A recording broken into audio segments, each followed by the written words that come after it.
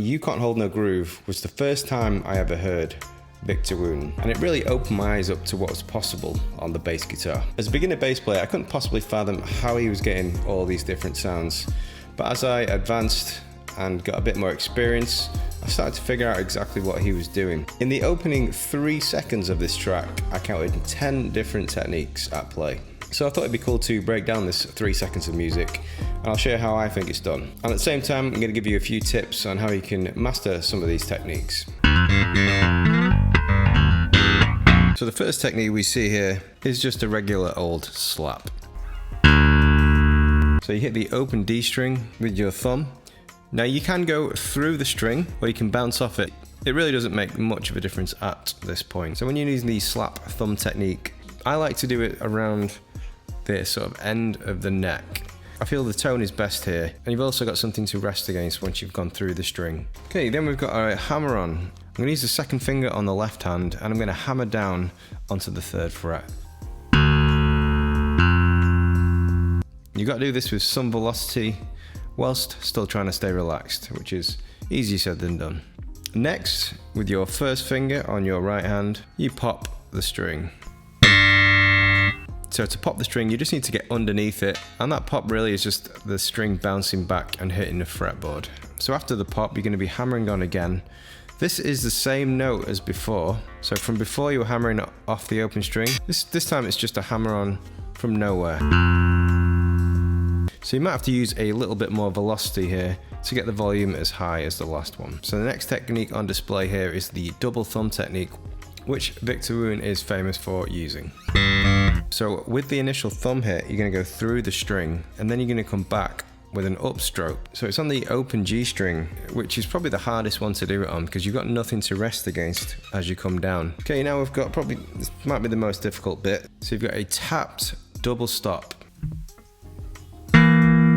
So with my right hand, I'm going to play the 14th and 15th fret. So maybe just isolate this and practice this separately. So one of the challenges here is to be accurate. So repetition will allow you to achieve that accuracy. And then we're straight into another technique. So we're going to slide this double stop. So we're going to tap it and then slide it. So you're hardly holding those first 2 notes before you slide. So over the other end of the bass, we're now going to hit the G on the E string, which is the 3rd fret, with the 2nd finger. Okay, again, you've got to have some velocity here, otherwise you won't get a good sounding note. Okay, then we're back to the right hand and we're going to do a muted strum.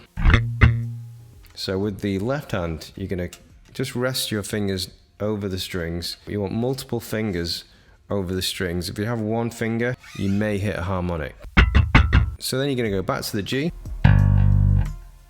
and play that again. I found this to be quite difficult to pull off because you've just gone from a G, then to a mute position, then back to the G. So maybe just isolate that on its own, the G, the strum, and then back to the G. So now we have a thumb slap of the open D string, and then you're going to hammer that on with the first finger to the 2nd fret.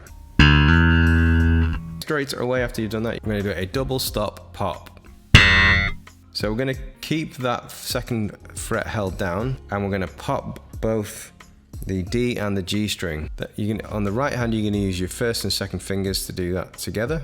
Another muted strum, and then we're going to go for a strummed chord, which is a B flat 5 or a B flat power chord.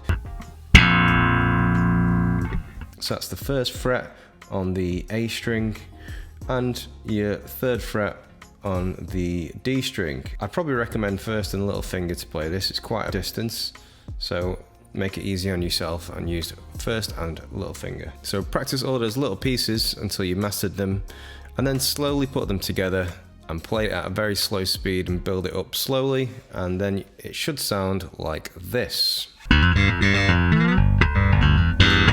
So let me know if you enjoyed this video. I'd like to do more on Victor Wooten. It also really helped me if you give the video a like, and if you want, you can also check out this video.